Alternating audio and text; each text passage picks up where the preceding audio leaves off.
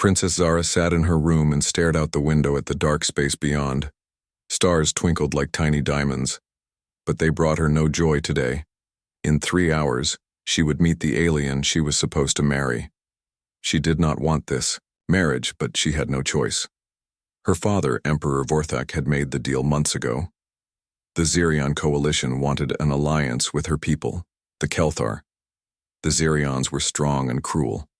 They conquered planets and turned the people there into slaves. Now they wanted to be friends with the Kelthar Empire, and the price was simple.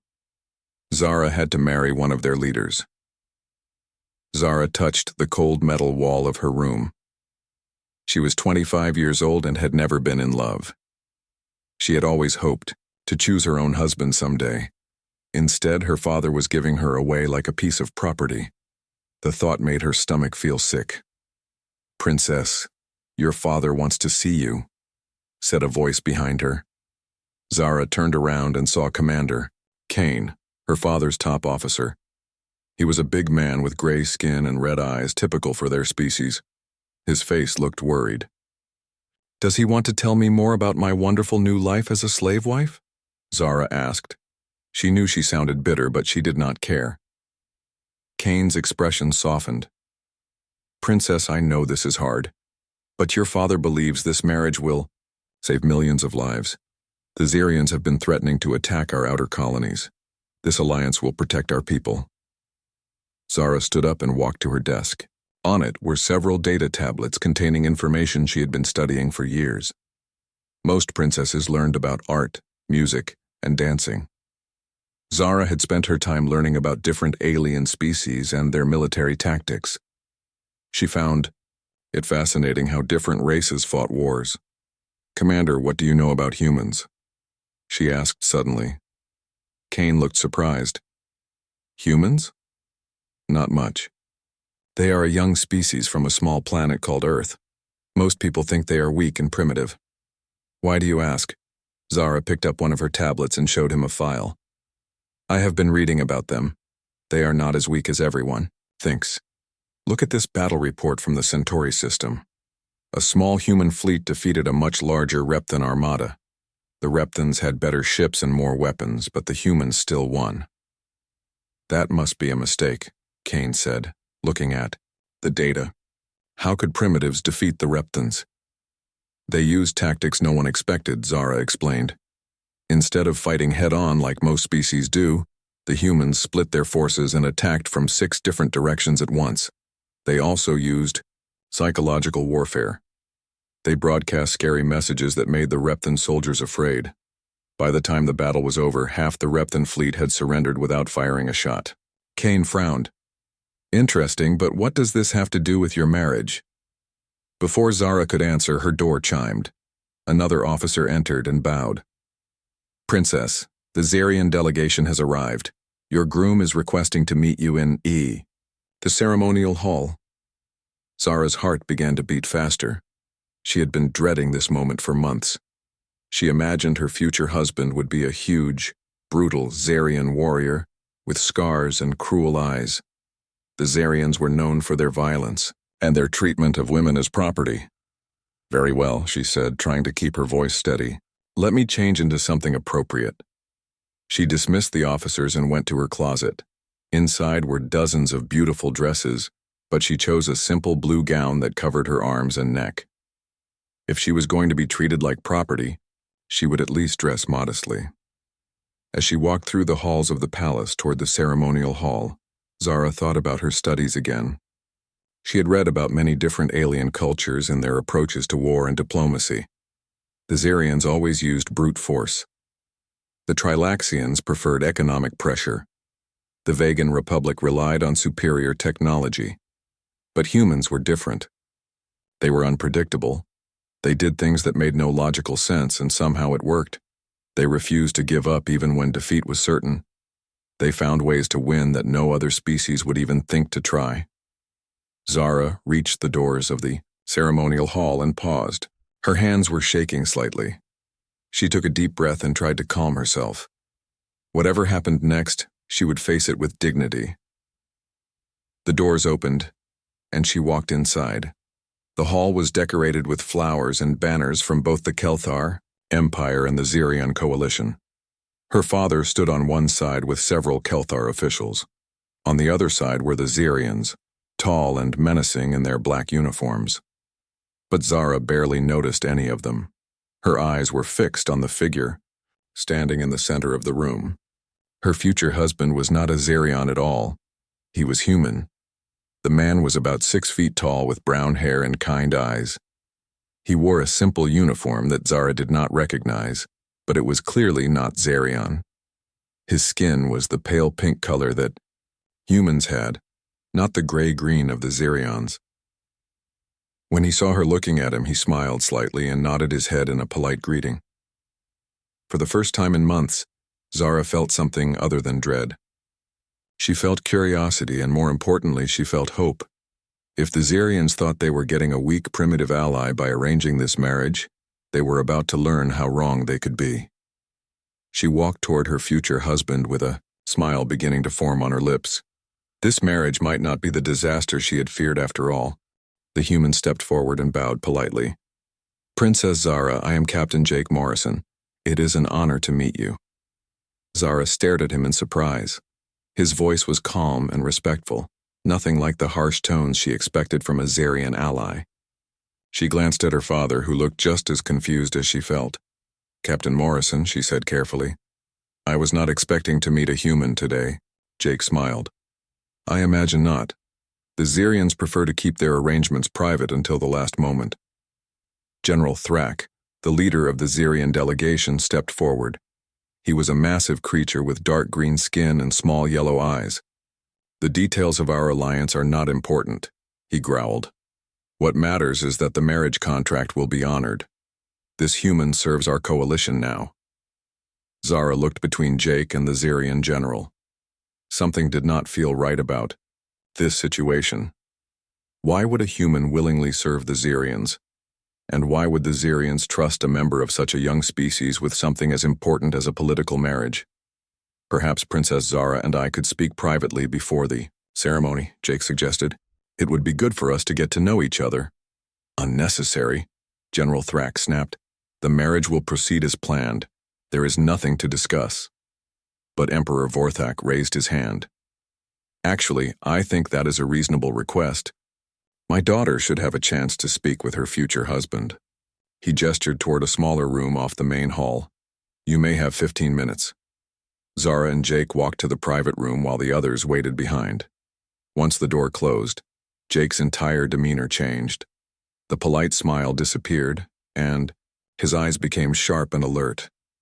"Princess, I need you to listen carefully," he said in a low voice. "Things are not what they seem here." "I figured that much out already," Zara replied. "What is a human doing with the Zirion Coalition, and why? Do you really want to marry me?" Jake looked impressed by her directness. "You are smarter than they think you are, aren't you?" "Good. That will make this much easier." He moved closer and spoke even more quietly. "I am not really working for the Zirions. I am here on a mission for the Human Defense Alliance." Zara felt her heart jump. "What kind of mission?" "The kind that could free your people from Zirion threats forever," Jake said. "But I need your help to make it work." Before Zara could respond, Jake continued. "Tell me, Princess, what do you know about human military tactics?" The question caught her off guard, but she answered honestly. "More than most people would expect. I have studied your species for years. Your battle strategies are unusual." "Unusual? How?"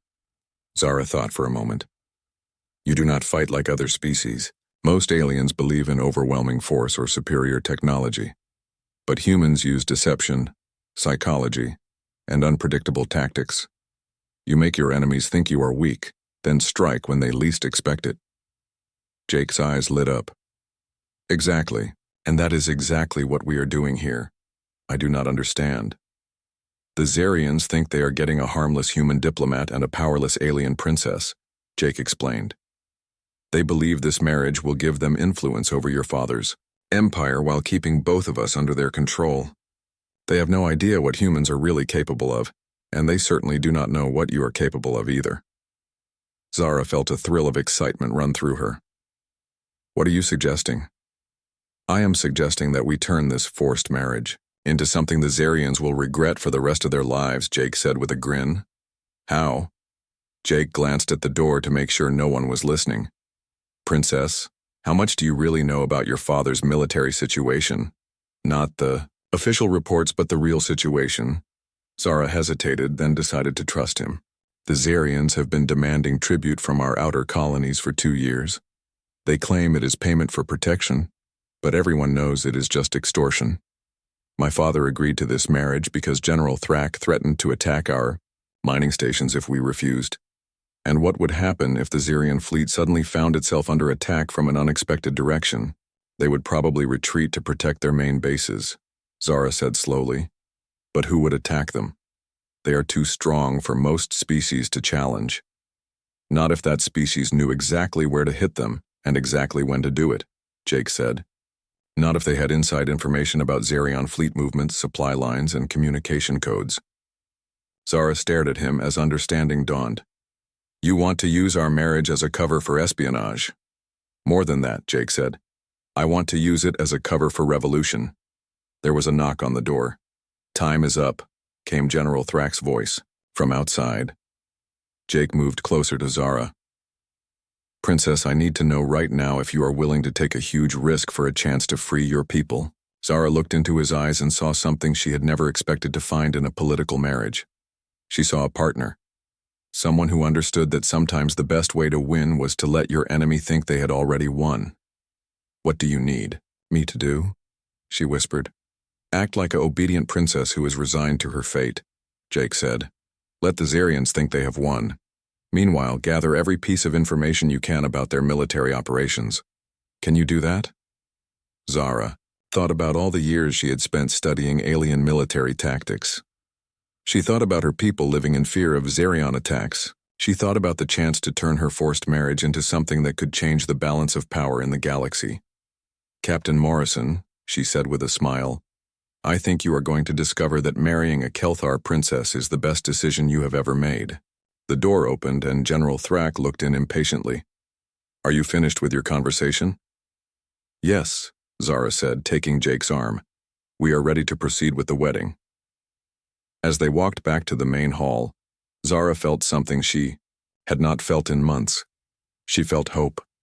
The Zarians thought they were getting 2 helpless prisoners in this marriage. Instead, they were about to get 2 very dangerous enemies working together from the inside. She squeezed Jake's arm slightly and saw him nod in understanding. Their real partnership was just beginning. The wedding ceremony took place 3 days later aboard the massive Zarian flagship Dominator. The ship was so large that it had its own gardens, ballrooms, and even a small city inside its hull. Zara had never seen anything like it, but she tried not to look impressed. She needed the Zarians to think she was just a frightened princess who had accepted her fate. The ceremony hall was filled with hundreds of guests from different alien species. Most of them were Zarian military officers, but there were also diplomats from races that had made deals with the coalition. Everyone seemed happy about the marriage except the bride and groom, which was exactly what Zara and Jake wanted them to think. General Thrak stood at the front of the hall, reading the marriage contract in the ancient Zarian language. The words were harsh and ugly, talking about duty, obedience, and the joining of 2 empires under Zarian leadership. Zara listened politely while secretly studying the Zarian officers around the room. She noticed that most of them wore small communication devices on their uniforms. The devices had blinking lights that probably meant they were connected to the ship's main computer system. If she could get access to one of those devices, she might be able to learn about Zarian military operations. Jake stood beside her, looking calm and respectful. But Zara noticed that his eyes were constantly moving, studying the room just like she was. When their eyes met for a moment, he gave her a tiny nod. He was gathering intelligence too. Do you, Princess Zara of the Kelthar Empire, agree to join your house with the Zarian coalition through marriage to this human representative? General Thrak asked. I do, Zara said in a small, defeated voice. Several Zarian officers smiled at her apparent sadness. And do you, Captain Jake Morrison, agree to serve the Coalition faithfully and protect the interests of your new wife's empire under our guidance? I do, Jake replied firmly. General Thrak activated a device that projected legal documents into the air above them. Then, by the authority of the Xerion Coalition, I declare this marriage official. The alliance between our peoples is now sealed. The crowd applauded, but Zara noticed that the applause came mainly from the Xerions. The other alien species looked nervous, as if they were wondering when the Coalition would come for them next. During the reception, Zara and Jake were separated and taken to different groups of guests. This gave Zara a chance to listen to conversations around her. She learned that the Xerions were planning to expand their territory soon. They had already chosen their next targets, the Altair Mining Consortium and the Vegan Republic. Your new husband seems very cooperative, said Commander Vex, a female Xerion officer with a scarred face. Most humans we encounter are more troublesome. Perhaps he understands that cooperation is smarter than resistance, Zara replied carefully.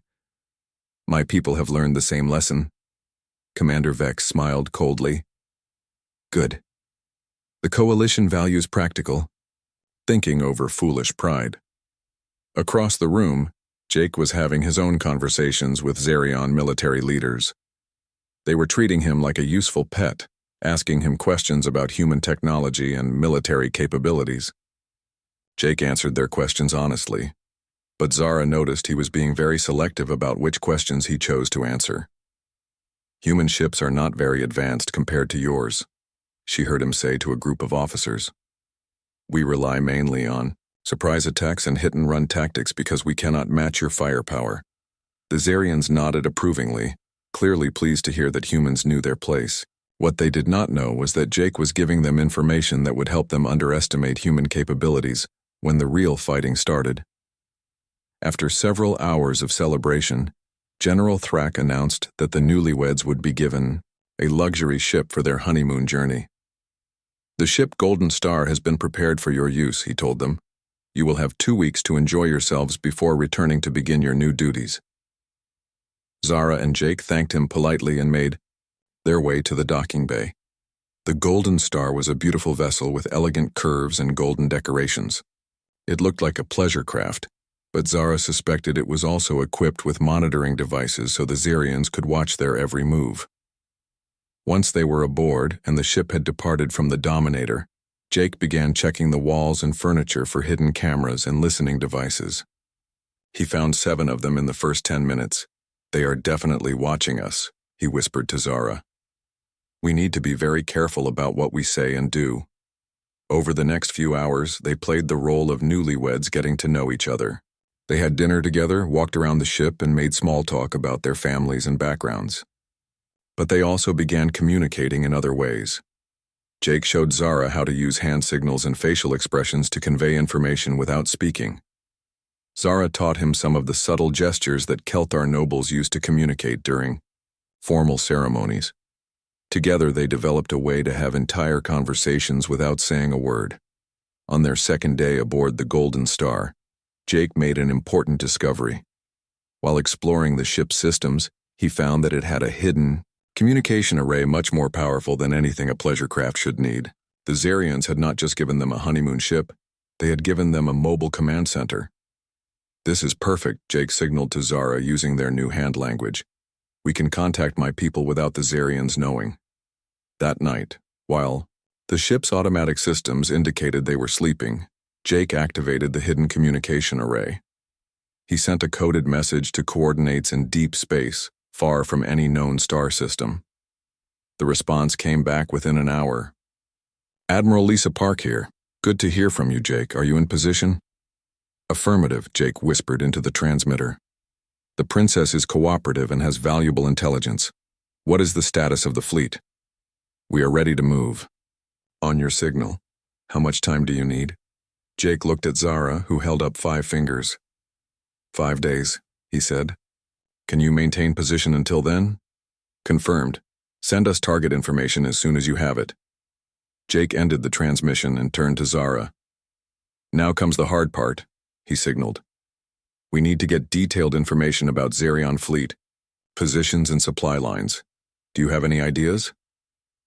Zara smiled and pulled out a small device she had taken from Commander Vex during the wedding reception. The commander had been so busy gloating about Zerion power that she had not noticed when Zara bumped into her and borrowed her communication device. I thought this might be useful, Zara signaled back. Jake stared at the device in amazement. It was a high-level Zerion military communicator with access to fleet coordination networks. With this, they could learn everything they needed to know about Zerion operations. Princess, he signaled. I think I am starting to understand why the Zerions should be afraid of you. Zara grinned and activated the device. Data began flowing across its screen, showing the locations of Zerion ships throughout the sector. For the first time since this whole situation began, she felt like she was in control. The Zerions thought they had gained 2 valuable assets through this marriage. They had no idea that they had actually given their enemies exactly what they needed to destroy them. For 3 days, Zara and Jake worked together to decode the information from Commander Vex's stolen device. They learned more about Zerion military operations than most coalition members ever knew.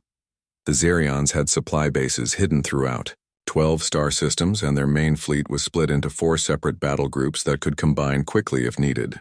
Look at this, Zara whispered, pointing to data on the device's screen. They were in the ship's bathroom, the only room where Jake had not found any listening devices. The Zerions keep their fuel supplies at these 3 stations. If those stations were destroyed, their entire fleet would be stranded. Jake studied the information carefully. And these communication relays here, he said, pointing to another section of data. If we could take those out at the same time, their battle groups would not be able to coordinate with each other. How many ships does your fleet have? Zara asked. 47 combat vessels, Jake replied. Not nearly enough to fight the Zerions in a direct battle. But if we can hit their weak points at exactly the right time, it might work, Zara finished. When do we contact your admiral? Before Jake could answer, an alarm sounded throughout the ship. They quickly left the bathroom and went to the main control room, where the ship's computer was displaying an urgent message. Attention newlyweds, came General Thrax's voice over the communication system. We have received reports of suspicious activity in your area. Please proceed immediately to the Zerion base at Kepler Station for a security inspection. Jake and Zara looked at each other. This was not part of the original plan. Do we have a choice? Zara asked. Jake checked the ship's navigation system. Not really. They have activated remote control. We are already changing course toward Kepler Station. Is this a trap? Zara wondered. Maybe, Jake said. Or maybe they are just being careful. Either way, we need to be ready for anything. That night, while the ship traveled toward Kepler Station, Jake sent an emergency message to Admiral Park. He used the hidden communication array and a special code that would make the message look like random space noise to anyone who intercepted it. Admiral, we may have been compromised. Zerions are bringing us to Kepler Station for inspection. If you do not hear from me within 24 hours, begin the attack without us. The response came back quickly. Understood, Jake. We will be ready. Do not take unnecessary risks. The next morning, the Golden Star arrived at Kepler Station. The station was huge, with docking bays for hundreds of ships and defensive weapons that could destroy entire fleets. As their ship was guided into a docking bay, Zara and Jake saw Zerion soldiers waiting for them. Remember, Jake said quietly, we are just a happy married couple who do not know anything about military secrets. General Thrax was waiting for them as they left their ship. With him were a dozen armed guards and a thin alien with large eyes, who was carrying a device that Zara did not recognize. Welcome to Kepler Station, General Thrax said with a cold smile. I hope you do not mind this small delay in your honeymoon, but we have received some disturbing reports. What kind of reports? Jake asked, sounding confused and worried. Reports that human ships have been detected in this sector, the general replied. Of course, you would not know anything about that, would you? Human ships? Jake looked genuinely surprised. General, I told you when we made our agreement that I left my old life behind. I have no contact with other humans. The thin alien with the device stepped forward. This is Dr. Skrell, our chief interrogator, General Thrak explained. His machine can detect lies by reading brain patterns. You will not mind if we ask you a few questions while Dr. Skrell monitors your responses. Zara felt her heart start beating faster, but she tried to stay calm. Jake had warned her that something like this might happen, and they had prepared for it. Of course, Jake said. We have nothing to hide. Dr. Skrell activated his device and pointed it at Jake. Are you in contact with any human military forces? He asked. No, Jake replied firmly. The device beeped once, indicating his answer was true. Zara was confused until she realized what Jake had done. He was not technically in contact with human military forces at that moment. He had sent his message to Admiral Park the night before, but he was not actively communicating with them right now. Have you provided any information about Xerion operations to human agents? Dr. Skrell continued. No, Jake said again. Another beep indicated truth. Again, Jake was being technically honest. He had not provided information to human agents. He had provided it to Admiral Park directly, and she was not an agent. She was a military commander. Dr. Skrell turned to Zara. Princess, have you been helping this human spy on Xerion activities? I do not know anything about spying, Zara replied. I am just trying to make the best of a marriage I did not want. The device beeped, confirming her statement was true. Zara had been careful to phrase her answer correctly. She really did not know anything about spying in the technical sense, since what she and Jake were doing was military intelligence gathering, not spying. General Thrak looked disappointed by the results. Very well. It seems you are telling the truth, but we will be keeping a closer watch on you from now on. As they were escorted back to their ship, Zara noticed something important. The docking bay was full of Xerion warships, but most of them looked like they were being prepared for departure, not arrival. The Xerions were getting ready to move their fleet somewhere. Once they were back aboard the Golden Star, Jake immediately began working on the hidden communication array again. We need to warn Admiral Park about what we saw, he told Zara. The Xerions are mobilizing their forces. But before he could send a message, the ship's alarm system activated again. This time, it was not General Thrak's voice they heard. It was the automated battle alert signal. All ships prepare for combat, the station's computer announced. Unknown vessels approaching from Sector 7. All personnel to battle stations. Jake and Zara looked at each other and smiled. It looks like Admiral Park got tired of waiting, Jake said. Through the ship's viewing ports, they could see the Xerion fleet scrambling to launch from the docking bays. But something was wrong with their coordination. Ships were bumping into each other and some were launching without proper formation. What is happening to them? Zara asked. Jake checked the ship's sensors and grinned. Admiral Park is not just attacking. She is jamming their communications. The Xerions cannot talk to each other, so they cannot coordinate their defense. Suddenly, explosions began lighting up the space around Kepler Station. But they were not coming from the direction of the approaching human fleet. They were coming from inside the station itself. The fuel supplies, Zara realized. Someone is attacking the fuel storage areas. Not someone, Jake said with satisfaction. Admiral Park brought friends. Human Special Forces teams must have infiltrated the station before the main attack began. As they watched, the Xerion fleet began to break apart. Some ships tried to fight the approaching humans, while others attempted to retreat to protect their supply lines. The careful organization that made the Xerions so dangerous was falling apart under human tactics they had never encountered before. Jake, Zara said suddenly, we need to get out of here before they realize who we really are. Already working on it, Jake replied, activating the ship's engines. Hold on, Princess, our honeymoon is about to get very interesting. The Golden Star broke free from the docking bay just as Kepler Station's main reactor began to overload. Behind them, the Xerion stronghold erupted in flames while human ships swarmed through the debris, hunting down the scattered coalition forces. "Welcome to human warfare," Jake said as they escaped into open space.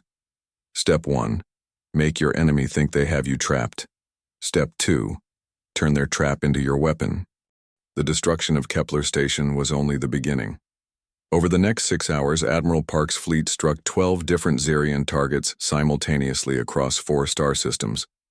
Every attack was perfectly timed and precisely executed, hitting fuel depots, communication relays, and supply convoys exactly when the Xerians were least prepared to defend them.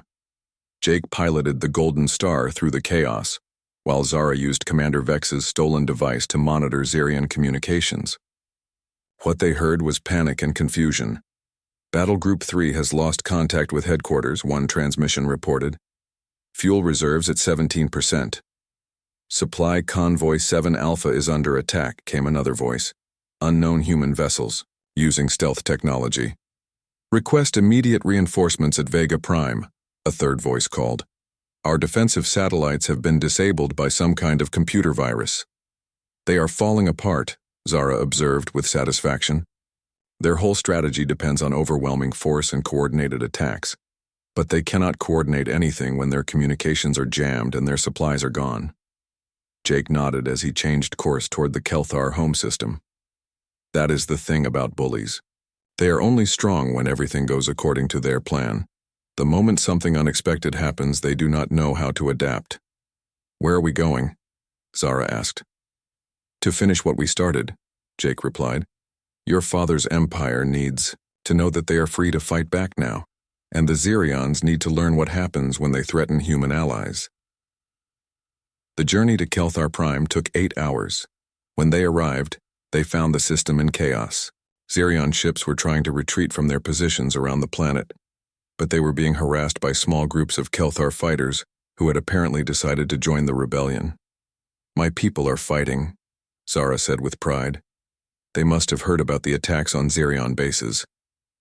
Jake activated the ship's communication system and sent a message to the planet's surface. "Emperor Vorthak, this is Captain Morrison. I am returning with your daughter and some very good news." The response came from Commander Kane. "Captain Morrison, thank the stars you are safe. We have been receiving reports of battles throughout the sector. What is happening out there?" "Freedom is happening," Jake replied. "The Xerian coalition is finished. Their fleet is scattered. Their supply lines are cut and their bases are burning. Your people can stop paying tribute and start defending themselves." Within an hour, Jake and Zara were standing in the same ceremonial hall where they had met, just 1 week earlier. But now the room was filled with celebrating Kelthar nobles and military officers instead of nervous diplomats. Emperor Vorthak embraced his daughter warmly. "I was so worried about you," he said. "When the attack started, I thought the Xerions might take their anger out on you." "Father, the Xerions had bigger problems to worry about," Zara said with a smile. "It turns out that marrying a human was the best thing that could have happened to our empire." Admiral Park arrived the next day with most of the human fleet. She was a tall woman with gray hair and sharp eyes that missed nothing. When she met Zara, she shook her hand firmly and said, "Princess, your intelligence gathering made all the difference. We could not have succeeded without knowing exactly where to hit them." "What is the current status of the Xerian forces?" Emperor Vorthak asked during a strategy meeting in the palace. "Completely broken," Admiral Park reported. "Their main fleet has split into dozens of small groups trying to find safe places to hide. Most of their leaders are dead or missing. General Thrak's flagship was destroyed during the attack on their central command base." "And what about their other conquered territories?" Commander Kane inquired. "Revolting," Jake said with satisfaction. Once word spread that the Xerian military had been defeated, subject races throughout the sector started fighting back. The coalition does not have enough ships left to maintain control over their empire. Zara stood up and walked to the large star map displayed on the wall. "So what happens next? Do we just let the Xerians retreat and rebuild?" "That would be a mistake," Admiral Park said. "Bullies like the Xerians do not learn from defeat. They just get angry and look for revenge. We need to make sure they never threaten anyone again." "What do you suggest?" Emperor Vorthak asked. Jake joined Zara at the star map. A permanent alliance, he said. Humans, Kelthar, and every other race that was threatened by the Xerians. We combine our fleets, share our technology, and make it clear that anyone who tries to conquer their neighbors will face all of us together. The Xerians built their power by dividing their enemies and conquering them one at a time, Zara added. But if all their potential victims work together, the bullies become the ones who are outnumbered. Over the following weeks, representatives from a dozen different species arrived at Kelthar Prime to discuss the new alliance. The Altair Mining Consortium brought their advanced drilling technology. The Vegan Republic contributed their agricultural and knowledge. The Trilaxians offered their economic expertise, but it was the humans who provided the most important element, the willingness to fight when necessary and the tactical knowledge to win against larger enemies. You know, Zara said to Jake one evening as they walked through the palace gardens, when I first saw you at our wedding, I thought you might be my salvation. I had no idea you would end up saving the entire sector. Jake smiled and took her, and I thought I was just on a military mission to gather intelligence. I never expected to find a partner who was smarter and braver than most of my fellow officers. Is that what we are? Zara asked. Partners? Well, we are legally married, Jake pointed out. And we do make a pretty good team. I was thinking, we might make this arrangement permanent. Zara laughed. You mean actually stay married instead of just pretending? Why not? You understand military strategy better than anyone I know. I could use someone like that watching my back. And you, Zara said, are the only person who has ever made me feel like I have some control over my own destiny. That is worth keeping around. They stopped walking and looked up at the stars. 6 months ago, those stars had been filled with the Xerion warships threatening to destroy anyone who opposed them. Now they represented freedom and the promise of a future where smaller races could defend themselves against bullies. You know what the best part is? Jake said. What? The Xerians still do not understand what happened to them. They keep sending diplomatic messages asking for negotiations and trying to figure out how a primitive species like humanity managed to defeat them. Zara grinned. Should we tell them? Maybe someday, Jake replied. For now, let them wonder. It will keep them afraid to try anything like this again. Hand in hand, they walked back toward the palace where representatives from the new alliance were planning the future of their sector. Behind them, the stars twinkled peacefully in a sky that was finally free from the shadow of the Xerian coalition. The forced marriage that was supposed to enslave them had instead become the foundation for the most powerful alliance the galaxy had ever seen. And at its heart were a human captain and an alien princess who had discovered that sometimes the best partnerships are the ones that start with impossible circumstances and end with changing the universe.